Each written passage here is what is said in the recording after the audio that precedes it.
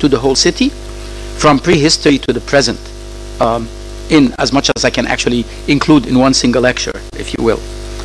So if I'm talking about the history of the city as a history of urban form, I have to really define what form is. In architecture and in planning, we have very specific conceptions of form that may not necessarily be shared by many of the other disciplines. So again, if you look at the dictionary, you will find that form is defined as the shape and structure and arrangement of things form that may not necessarily be shared by many of the other disciplines. To housing settlements. Or form is also defined as the external appearance of a thing. If we're talking about houses, it's elevations. It's what we see from the outside. It is also defined as the essential nature of matter. Now this is much more complex, the essential nature of matter. So if form is the essential nature of matter, and we're looking at urban form, then we're actually talking about meaning. What does it mean for this form to us? What messages does it send? Form can also be, urban form can also be the mode of manifestation of an action. So in the arena of urban form, that actually means policy. How certain policies have shaped the physical form of the city over time. What I think is very important to recognize here is that in any urban environment, whether it's Amritsar or Delhi or Cairo or San Francisco, if you take an aerial photograph of a city, or if you analyze it using GIS or any of the techniques that we have today, you will discover that about 80% of the urban fabric of any city is constituted of residential areas. That's where people live. Sometimes where people live and where they work are intertwined, but if you manage to make that separation, you will still find that the majority of the physical fabric of a city is constituted of these residential areas. And hence, I will focus much more in this lecture on the form of these particular areas and of their emergence, if you will, over time. 11,000 years ago, people actually used to live in caves. The cave suited their way of life. They hunted animals, they lit fire to keep themselves warm. Farming was something new, in fact. When hunting became difficult, people actually switched to farming. So in a sense, you have to recognize that that's the natural development, if you will, of life. Once farmers, people now had to move out of the cave and build their own dwellings. The first houses that were ever built were usually round in shape and very much reminiscent of the cave. When you move something, you still want a degree of familiarity, so you move to something that is not very different from it, if you will. We can see that in a settlement like Keoketia, which is now in Cyprus, in an island in the Mediterranean, a Neolithic settlement, where rooms were separate rounded structures with what we would describe today as kitchens or work areas, workshops, or even stores, usually expressed as separate forms, as you can actually see in this very specific slide. The first rectangular houses, we all live in structures today that are like that, appear around 6000 BC for the first time in a town which is actually now part of the West Bank, Jericho, Jerish. And the new form actually made use of the newly invented shape of the brick. And I think that that's very interesting, because what you get from here is a situation where the invention of a specific architectural form allowed for the grouping of structures in a different manner than had existed before. When you have structures that are round, they cannot be adjacent to each other where they would share a wall. They may share a point. So in a sense, this is a fundamental change in the nature of settlements altogether. In Anatolia, in Châtel Huyuk, we have the settlements like this one that you actually see in this area, built on a slope, where changes in level of the house provided the opportunity to slip an opening in one direction or another. Now, what's very interesting here is that this is the first time in human history that we actually see this opening acquiring a name. And the first name that was actually given to it in this particular Sumerian language was not necessarily one of a door or a window. There was no distinction. The opening that connected two rooms or that existed between a wall that housed an interior space and an exterior space did not have that distinction at all. So you can imagine that it was something that always amounted more Okay, we have some birds around here. That basically amounted to both a door and a window, and hence its size was like that. Of course, most of these openings were never covered, so in a sense, you were still living in a situation not very different than the cave. The first time that you see an organized urban form, and we can absolutely talk about it as an urban form, is in Ur, which is now in Iraq. One sees for the first time the occurrence of streets between these units. So even in Shatt al-Huyaq, the image that I just showed you earlier, it's very difficult to know where the streets are. There are no streets. You build on top of a hill, and the roofs are almost part of the hill, and you climb up the roofs and you walk between and inside the houses, but you have no streets of that form. It appears in Ur, and it appears in Ur in a manner that you can actually see here, where you clearly have internal spaces. This is again the appearance of the courtyard. And the courtyard in this case appears both as an internal space but also as an external space. One may argue that in much of this very specific time period, most of these structures, settlements, reflected both the need for shelter more than any other criteria. It was people's attempt to find a place to live more than anything else. Of course, with the passage of time, and especially with the reorganization of society into the larger earlier scale civilizations that we know of, the ancient Egyptians, the Greeks, and the Romans, the house started to play a different role. We know very little, for example, about ancient Egyptian houses because the ancient Egyptians were completely preoccupied with building houses for the dead, monuments for their kings, who were also their gods, and creating, if you will, spaces for their afterlife. Looking into ancient Egyptian domestic life is relatively a new phenomena that is only about 30 years old or so in the academy. In places like Egypt, peasants lived in mud brick houses and small courtyard houses, at times also accommodated their animals. In fact, in many parts of rural Egypt until today, the lifestyle in many of the isolated villages are not at all different than what you get from the archaeological surveys that have been done of ancient Egyptian villages as well. Rich folks, of course, lived in stone-built multi-story structures with flat roofs that frequently had places also to sleep. And this was definitely the case, mainly because of the weather condition, where for 5 or 6 months of the year, it's actually quite hot. You don't want to sleep in a place that is completely closed off or cordoned off. And instead, what you do is you move basically from the closed space in the winter up to the rooftop in the summer. Working class people were involved in a variety of activities. This was very nicely documented in a television program which actually exists on the web. Parts of it completely exist on the web, and also that was later published in a book called Ancient Lives, which documented the lives of the ancient Egyptians living in villages where the primary occupation was that of tomb makers. So Ancient Lives actually tells us about a man called Ramos, the village scribe, who was in charge of keeping the records of food and supplies. It tells us about how jars filled with water were transported from the Nile to the houses, and how the different people involved in the village were specialists, some in quarrying, others in building of furniture for funerals, and others as painters and sculptors of the tombs. You can see the tremendous fixation, if you will, with the afterlife. In Tell el-Amarna, which is actually the diagram that I'm showing you here, and from a planning perspective, I think the importance of dwellings here lie in the idea of who provided it.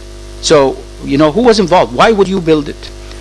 The first real attempt at what may even be called social housing or public housing or state-supported housing may be found in precisely those worker towns in ancient Egypt.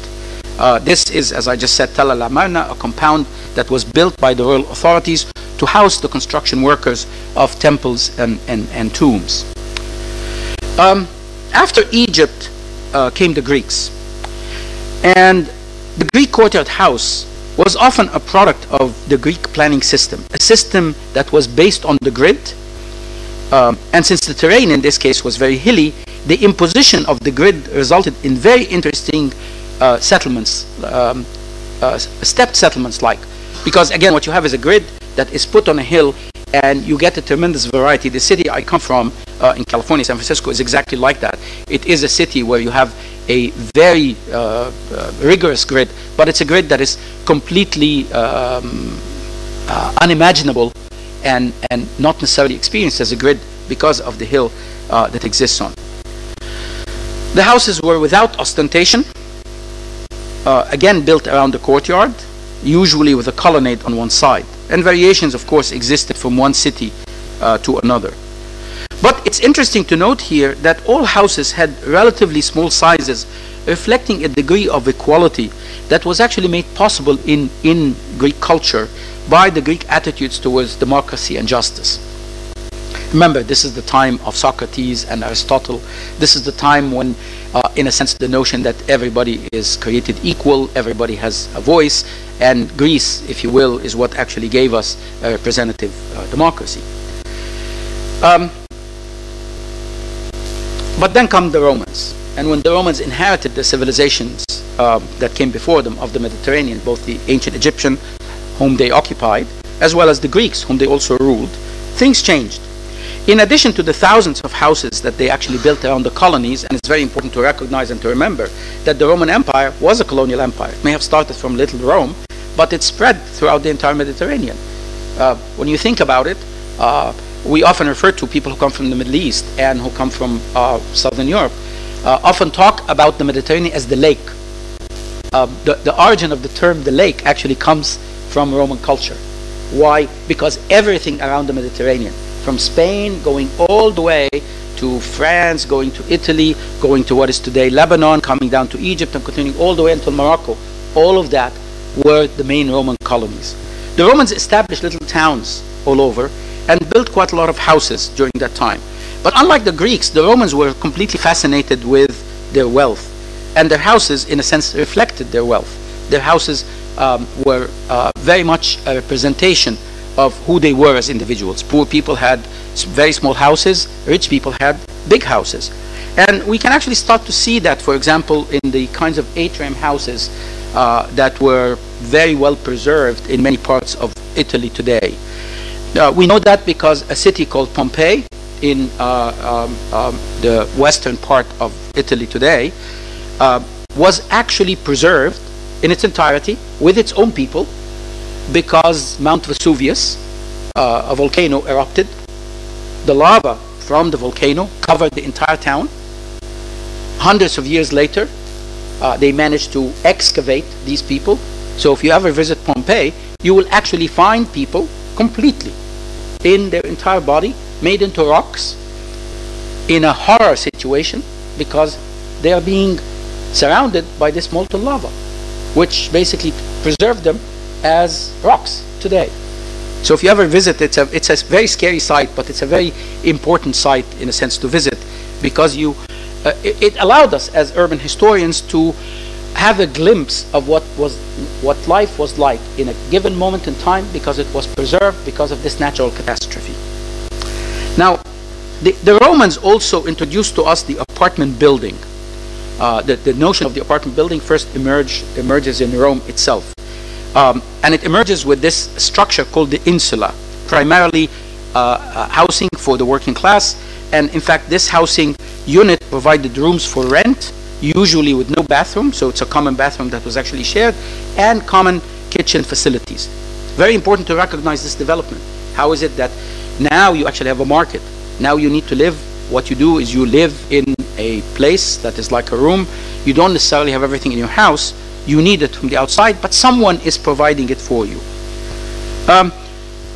Rome also, the houses of Rome were a product of the reorganization of society, definitely into these urban units. Following the fall of the Roman Empire came the stagnant years, if you will, of the Dark Ages.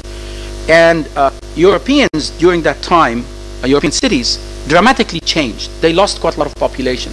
So when you think about it, and this may actually happen, in my opinion, as a historian who sort of looks at history, and I cannot predict the future, but I can tell you what the lessons are from history.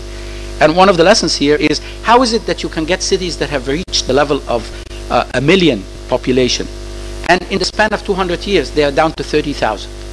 How is that possible?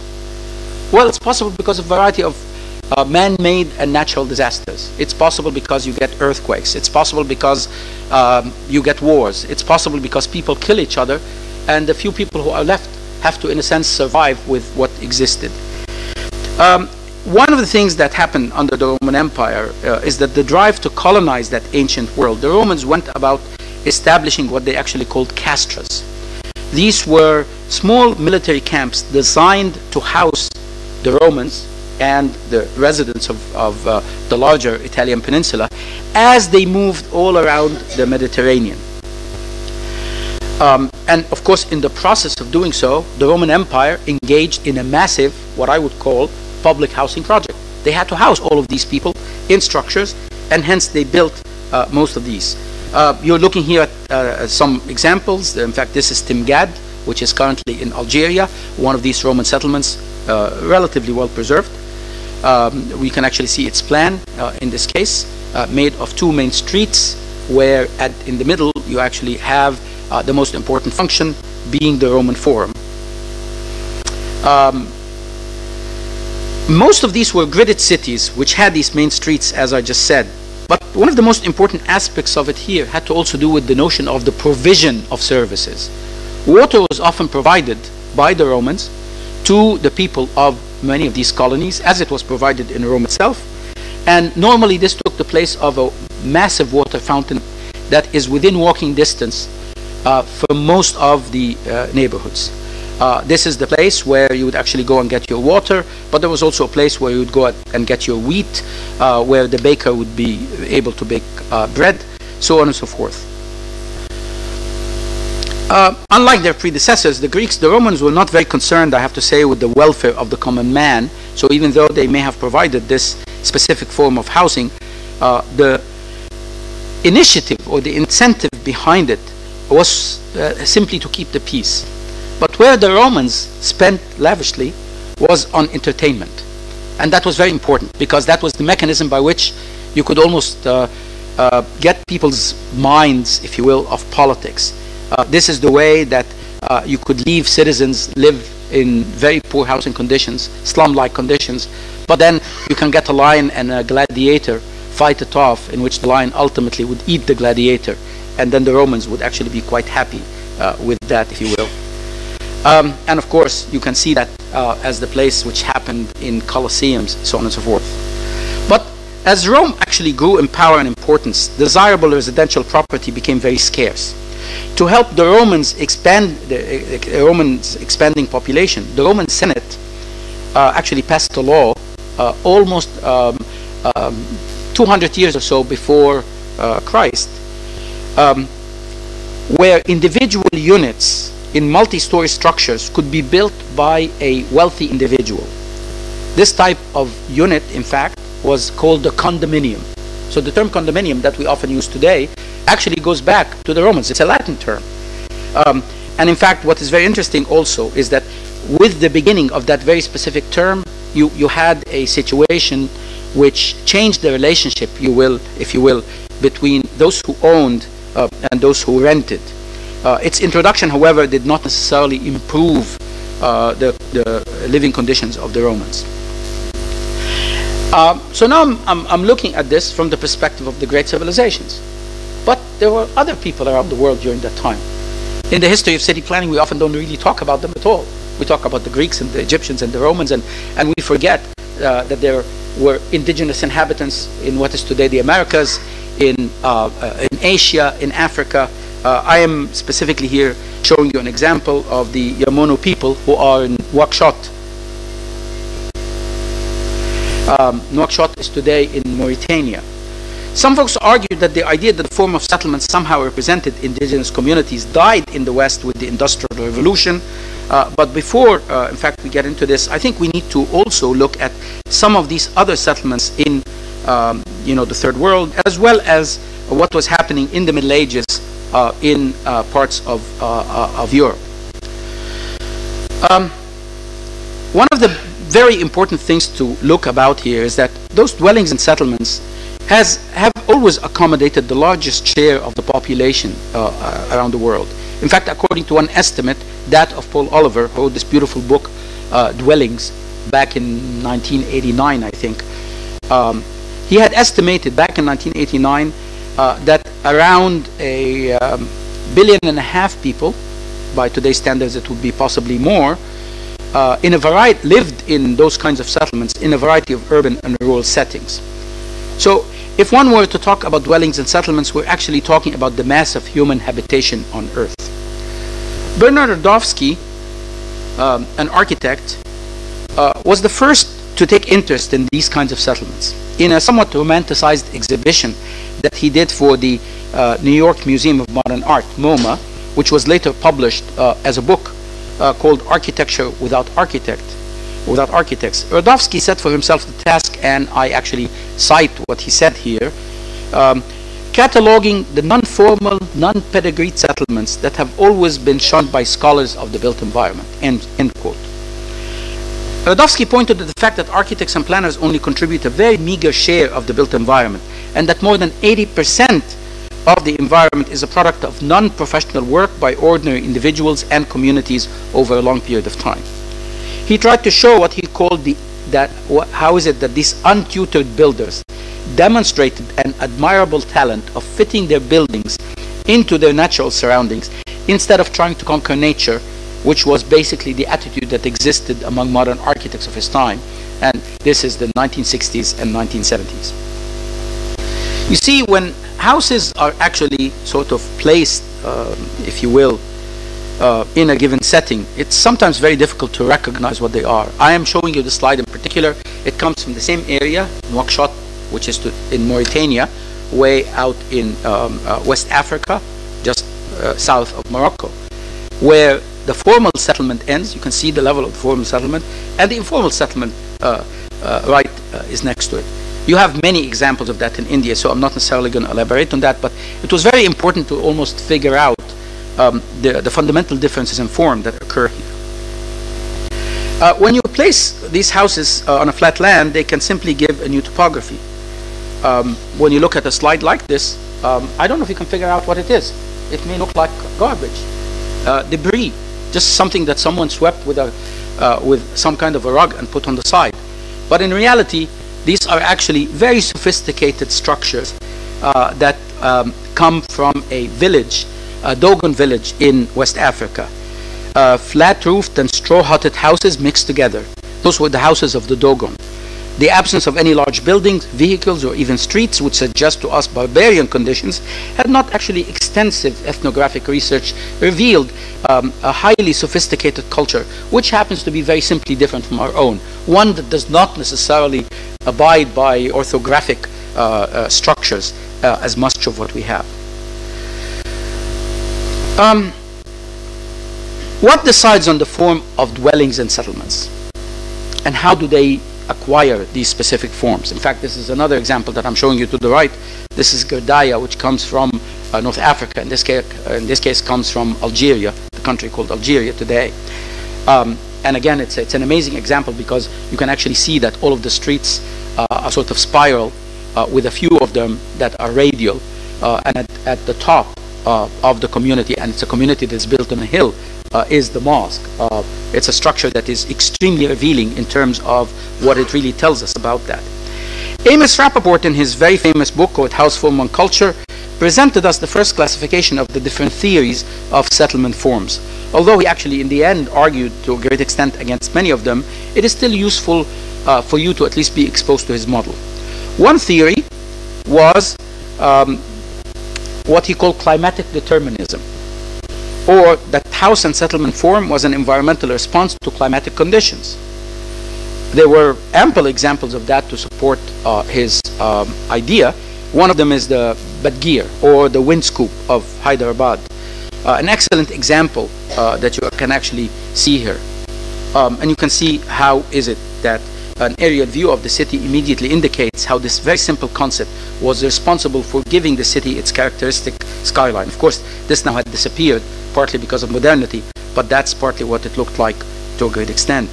Made of stretched fabric on a thin board or a wooden frame, the Badgir channels the wind down to the lower parts of the dwelling unit itself. The point is that Hyderabad, you can look at it this way.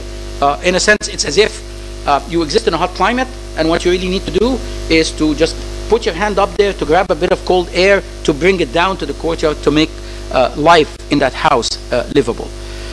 So one can argue that the city looked the way it looked primarily because the wind blows from the same direction most of the year. The wind scoops are, and then in this case, permanently fixed structures that allow for that. It's almost like a kind of antenna that gives the city its definition. The wind catcher exists in other parts of the world as well. In this case, I'm showing you an example that comes from Iran, but it could equally come from the Arabian side of the Persian Gulf.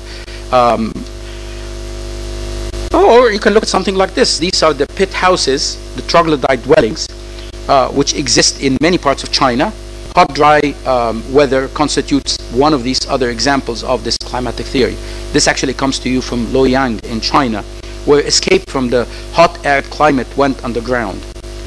In Tongquan, in the Hunan province, those dark structures that you see here are actually pits. And to just give you a proportion of what they are each one of them is almost the size of a tennis court, and they go into the ground, sometimes 6 meters. So it's almost taking 2 levels, if you will. It can accommodate 2 levels of housing. These pit structures are, in a sense, you can actually see some of the openings. It's very difficult to see it here. But then you ask the question, how is it that you can actually get there? Well, you get there through these little slits that you can see here, like an area like this one. And there are staircases that ultimately lead down to that courtyard. And what's very interesting in a situation like that is that to be able to explain your house to a friend or to someone who's coming to visit, you actually have to tell them about the tree that exists on top of the house. The only thing that is actually visible from the top of these small trees that are placed carefully above each staircase leading down to the courtyard. You see, the tree acts as the official sign of the house. If you live there, you describe to people how your house is. Or, as George Cressy actually writes, even though there is no house in sight, one may still see smoke curling up from the fields. Such does double duty with dwelling below and fields upstairs. End quote. Now, 15,000 miles away from the Hunan province, you actually find, again, this is a very good example. This still comes from China, where you have these pit houses almost organized in a geometric fashion. And what you have are fields that are being cultivated above them. Fortunately, the Chinese government has managed to maintain many of these structures, and they have not completely disappeared. Today, however, many of these places are tourist sites. They are no longer just simply productive communities as they used to be. 15,000 miles away, you actually find something similar, but in a slightly different terrain. This comes from Mitmata in Tunisia. The same kind of pit structures. In this case, actually, they even go 10 meters. So you can have 3 levels. It's as if you're carving down into the ground, and you have, and of course, extremely comfortable places in the winter and the summer because they're completely protected, if you will. Although, again, I have to say, when I visited Mitmata about 15 years ago, and cell phones were new, I was shocked to actually still find that people within these structures are talking to each other through a cell phone. You know, you live there, but you have that latest technology that, in a sense, allows you to engage in that. Of course, other forms of life have to exist within this. So, in structures of this sort, a cistern that collects the rainwater and allows them to have access to rainwater, to water the entire year, is very successful. Usually this is carved through bedrock, so you can maintain that water. Extremely sustainable in this regard. One other example that you also see of this climatic theory that Rappaport talked about, how is it that settlement forms also respond to climate? We're looking here at Shibam in western Japan, a structure where every one of these houses, because of where the wind blows and where the snow actually comes, they literally put these hedges, trees on the side that protect the house, this L-shaped tree structure, from the winds as well as from the snow. And you can even see that happening also in situations in the desert, as with this very specific settlement in Iran. Now, aspects of culture like myth and religion also impacted settlement form. Religion often affected the plan, spatial arrangement, and orientation of dwellings and settlements, and at times even determined it. In China, the rectangular form of the house and its impact of the larger settlement evolved as a result of its relationship to the cardinal points of the compass and not necessarily from the shape of the mud brick as occurred in the Middle East, as I showed you earlier. The ancient Chinese believed in the art of feng shui, or simply that there are good and bad settlement sightings, or bad settlement settings for a house that represent the good forces and the evil spirits.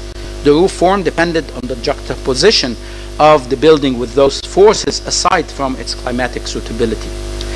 Inside the house, the succession of courtyards and rooms through which you traveled presented a very composite picture.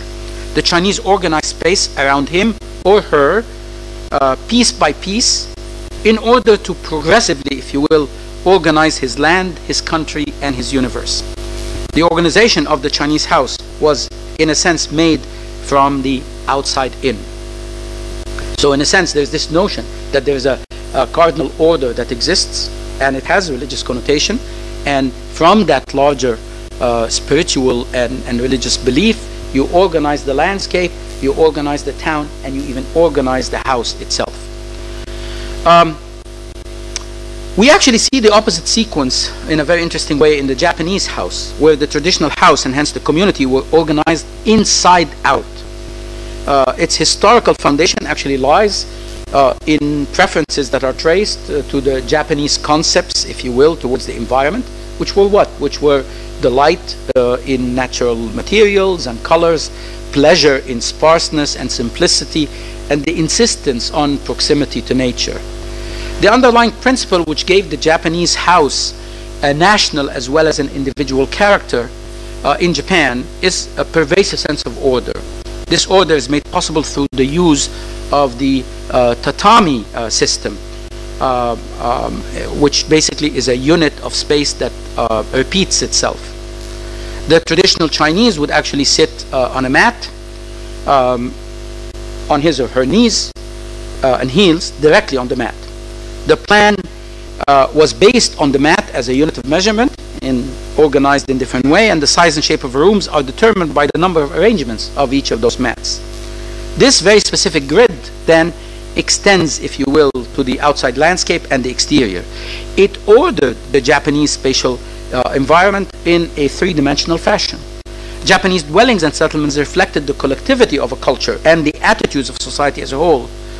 And in a sense, it stands as a very good witness of what a form of a settlement actually emerges, how a form of a settlement emerges in relationship to this culture.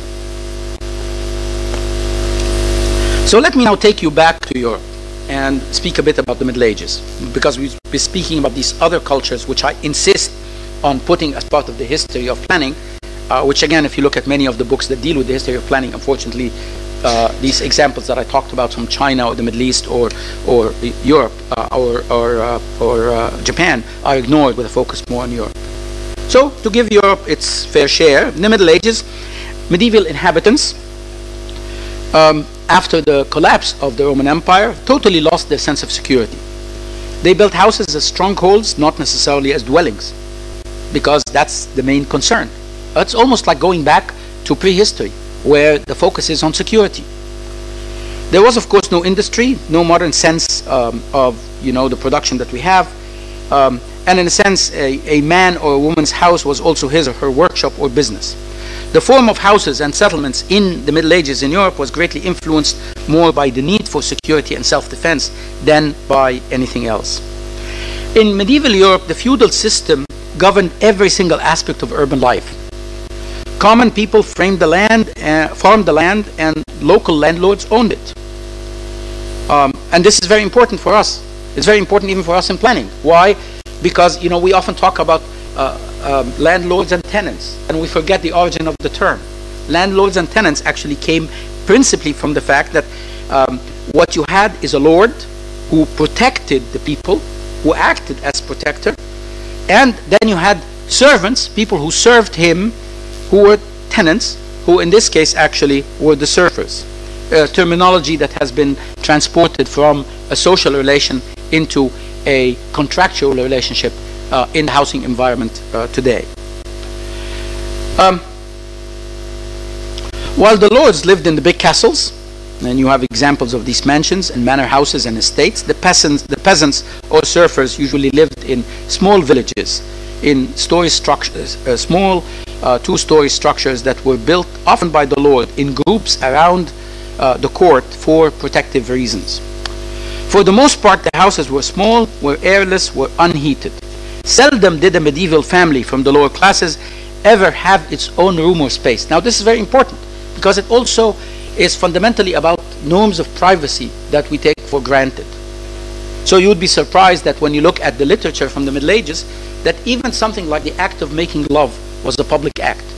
It did not require privacy whatsoever. Why? Because you actually had a man and his wife living in a room with 7 children and maybe a grandfather and a grandmother and maybe other members of the family, and all living in one single room.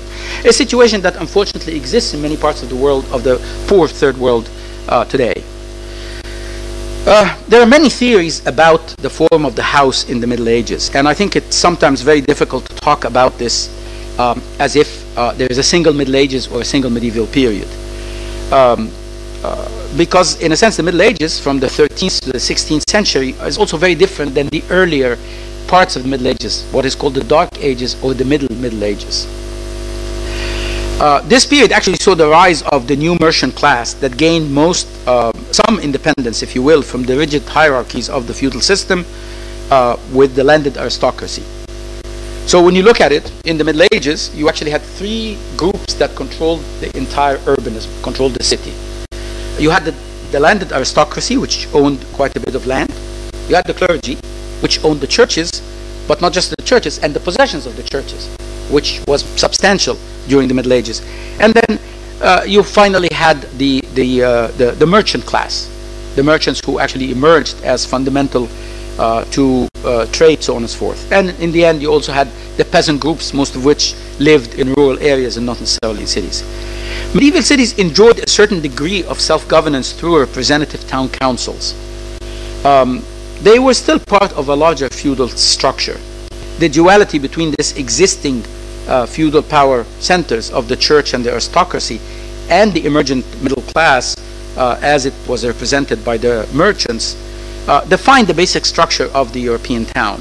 So if you look, for example, at a town like Urbino, which is now in northeastern Italy, these settlements were, in a sense, ones that had the following elements: the cathedral, the castle, the market, the guild hall or the town hall, a wall that surrounded them, and usually gates from which people had to enter. Not very different than most medieval towns, even in India or in the Middle East.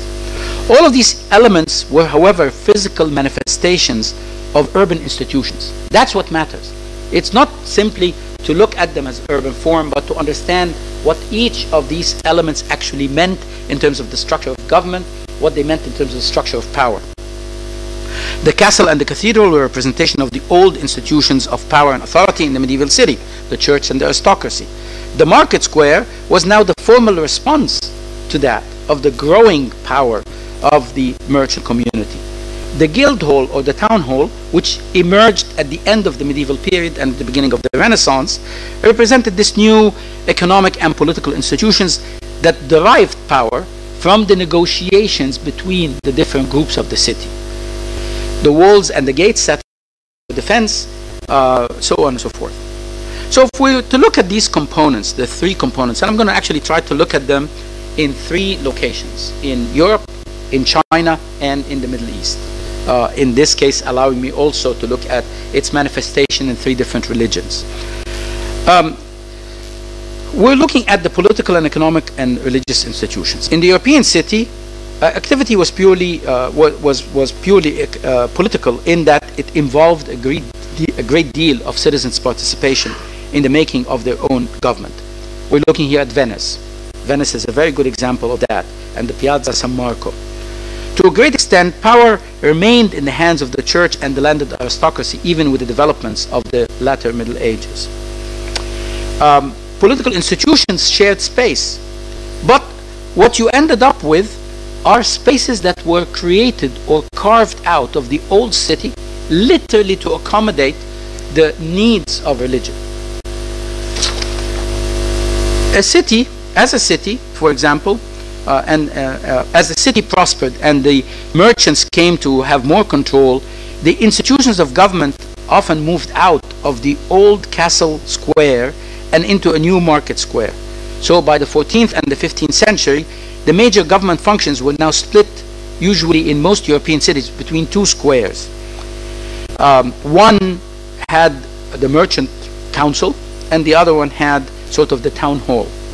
A similar conflict existed in cities, for example, like Florence, where political power took over one of the piazzas, the Piazza della Signoria, which has been created in the 13th century for civic and commercial function.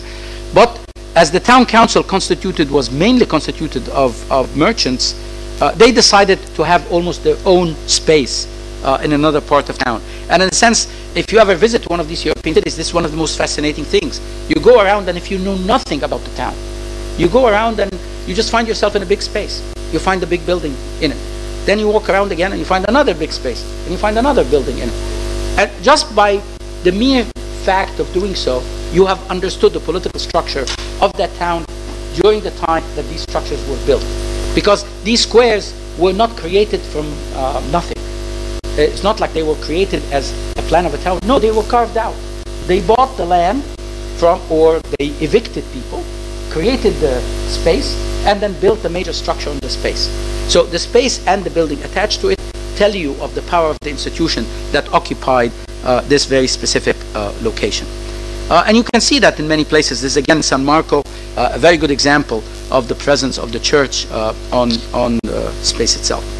Now in the Middle East, political activity was slightly different because it did not necessarily involve public gatherings as it did in the medieval European city. And accordingly, it did not occupy a particular central space. It mainly took place inside buildings. So sometimes it's the courtyard of the mosque. You're actually looking at an example here from Cairo.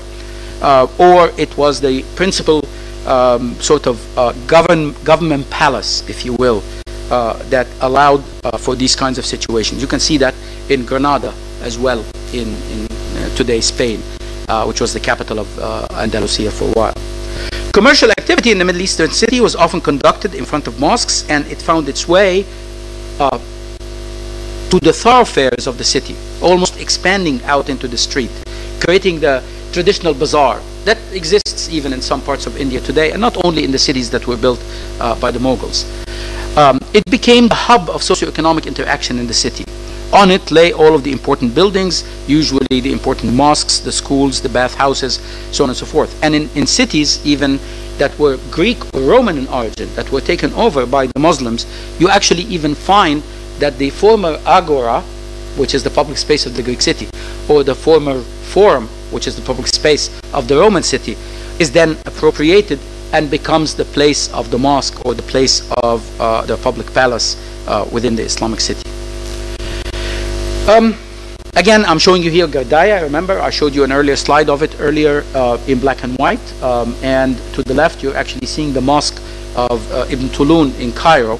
And I'm showing them again to sort of show the tremendous distinctions that may exist between cities of Islam in this regard, about the size of the courtyard and their location within the city, but also the fact that public space does not exist outside of the mosque as it did in the European city. It exists within it, as if in fact to engage in any kind of activity, political or otherwise, it has to be also in the context of religion, if you will. The Chinese city is very different. You recall I made this thing about how is it that the Chinese house is very much inspired by a very specific cosmic understanding of the world, where it is ordered from outside in because of very specific principles. So Chinese cities were actually massive in size compared to their Middle Eastern and European counterparts. So if you do any of these exercises, and you know in architecture and planning we're fascinated with scale and proportion. If you take Venice, or if you take Florence as it existed in the Middle Ages, and it has a very specific proportion and a very specific size, and you take it as a figure ground diagram, and you superimpose it, if you will, on Beijing or Chang'an, the old name of the city, you'll actually find that it's like a little blob in this humongous shape that existed. It barely would be a quarter of the Forbidden City let alone the expansion of Beijing altogether. So I think this is very important to recognize how scale makes a fundamental difference in the city itself. The Chinese city was a political device to exercise control over city residents and the contributing agricultural hinterland. The connection between the agricultural hinterland and the city in the case of China was really important. Unlike their European counterparts, the Chinese city sustained its existence by depending on its central place function and the maintenance of a strong relationship to its agricultural hinterland. Completely different than Europe. In Europe, what you actually had is a situation where to enter the city itself, you have certain rights that you do not have if you live in a rural area. The very famous statement of Henri Perrin in the book called Medieval Cities, which basically is the most important text that was ever written about medieval cities in Europe in the 1940s, is that it's the air of the city that makes one free. When we think about that, in many of our contexts, it's the exact opposite. It's escaping the air of the city, particularly today, that, with all of its pollution, so on and so forth, that makes one free. But way back then, it is the rights that you acquire the minute you cross the wall of the city and become a resident. And of course, it was not an easy thing, if you will, to become a resident in this very specific context. There were two types of commercial spaces within, there are two types of spaces, political and commercial spaces within the Chinese city. Large cities did not necessarily have any space for public participation, but it centered more on the display of political authority. And you can definitely see that in the context of Tiananmen Square. Tiananmen Square today goes back to the exact same time that I'm talking about in China. And today, what do you have? You can actually see, it's very small here in the middle, but it's the big photograph or painting of Mao Zedong still there today. In a sense, you can actually say China may have become communist. Today, it's like free market communism or whatever it is that they call it. But in reality, Mao Zedong had just simply replaced the Chinese emperor. Commercial activity within the Chinese city was also very interesting. There were two types of spaces that reflected two stages of historical development. The planned market block of the Tang Dynasty, which was an elaborate apparatus for regulating commercial activity. The marketplace, taking up the whole city, was actually walled just like a typical quarter. In a sense, there's a market, and the market is walled inside the walled city. It has its own grid. It is different than the rest of the city. Market officers regulated the accuracy of the weights and measures, controlled commodity prices, handled the registration of vendors. In Chang'an, strict control over market places and the planned market blocks was gradually, however, destroyed by the emerging commercial forces of the Song Dynasty later. And several changes started to occur, which resulted in the smaller markets that exist in many of these Chinese cities today. Religion also shaped the social and political life of Chinese cities. Religious buildings were not only representatives of religion, because Confucianism in this case involved an institutional ritual incorporating ancestor worship and imperial authority simultaneously. And although Buddhism and Taoism, the two other main religions, were not institutionalized, substantial numbers of their temples were also built in the city. Temple meeting days were also important social occasions where people met each other, but in reality, worship was fundamentally a daily activity in every house and in every street corner. So if I were to just simply engage in a comparison, and I do that deliberately, this is an example that I talked about yesterday that you see to your left. This is the beautiful Campo Square of Siena, which is today in Italy, with its Palazzo Pubblico and the Campanile or the tower that you can actually see, extremely well regulated. And you can compare that as space, if you will, to what you get from Chang'an or the Forbidden City of Beijing today. In a sense, one of the things that becomes very important here, that in China, the more authoritarian power structure seems to have had a much more overt role in determining the form of the city. The formality of the spaces that were generated were apparent in the rigid geometry. In the context of Middle Eastern city, urbanism was shaped much more by a looser power structure, resulting in a less clearly defined open space. These observations, I would argue, suggest that the degree to which a society's institutional structure is distinct has an effect on the legibility of its urbanism, on the legibility of its urban form. In other words, it may be easier to read a society's institutional structure from its urban form if that structure is in itself clearly articulated in specific institutional bodies. That's a situation where you have a difficulty with here, in fact, in India, because these institutional bodies are not so separate from each other, and hence the reflection in urban form becomes much more difficult to observe. So societies that have independent identifiable institutions seem to have generated urban forms that correspond to the hierarchy of their power structures. I think this was definitely the case in China, and to a lesser extent the case in Europe. Now, the Middle Ages, and again I'm showing you three examples here, one that comes to you from Europe, one that comes from China, and one that comes from Islam, from the Middle East. The Middle Ages is a very important period, and it's an important period because it is a time that absolutely corresponds to the true rise of cities. And if we want to understand the origin of cities and how the origin of cities in and of themselves have impacted what we today understand, I think it becomes very important. I think the most significant implication of medieval urbanism for us today in understanding contemporary cities rests on the concept of freedom, as I said earlier. Henri Pirenne refers to the medieval city as the free town. Lewis Mumford, a reading that I also gave you for today if you had a chance to look at it, talks about it instead as the protected town. This disagreement can be partly interpreted in light of the stubborn paradox of urban citizenship in medieval urbanism. The free town was also a protected town.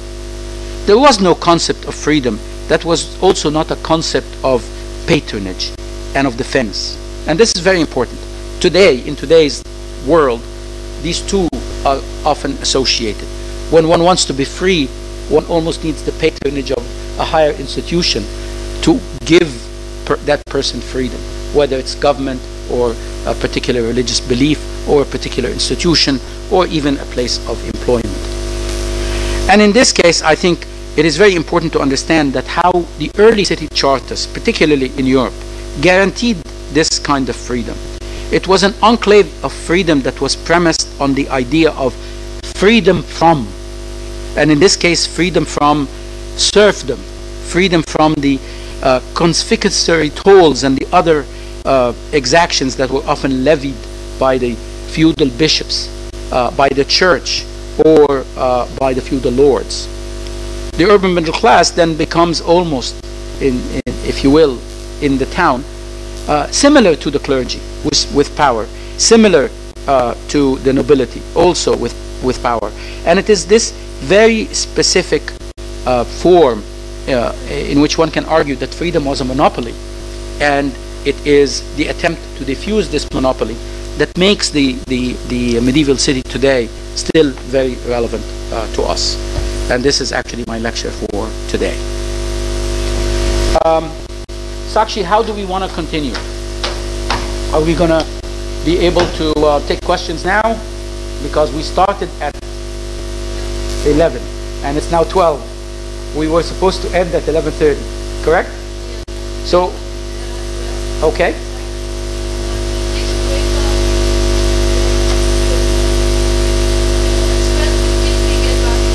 Okay, so we take a break, you come back to the lecture, and then we have our tutorial. Very good. Okay.